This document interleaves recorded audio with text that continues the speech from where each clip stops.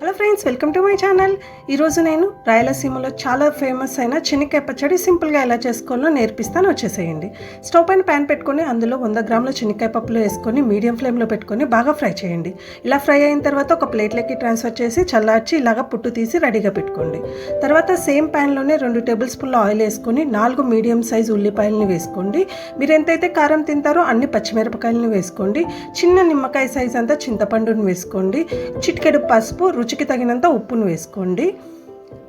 ఒకసారి ఆయిల్లో బాగా ఫ్రై చేసుకోండి. తర్వాత ఇందులో 1 గ్లాసు నీళ్ళని వేసుకొని ఉల్లిపాయలు మెత్తగా అయ్యేంత వరకు ఉడికించుకోండి. ఉల్లిపాయలు ఈ విధంగా మెత్తగా అయ్యి వాటర్ మొత్తం ఇంకిపోయిన తర్వాత స్టవ్ ఆఫ్ చేసి కొద్దిసేపు చల్లారనివ్వండి.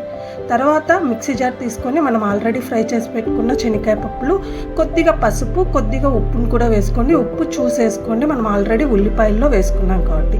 ఇలా బ్లెండ్ చేసుకున్న తర్వాత ఆల్రెడీ మనం ఉడికించి పెట్టుకున్న ఉల్లిపాయను కూడా వేసుకొని మరోసారి కోర్స్గా బ్లెండ్ చేసుకోండి. అంతే అండి, రుచికరమైన పల్లీ చట్నీ రెడీ అయిపోయింది.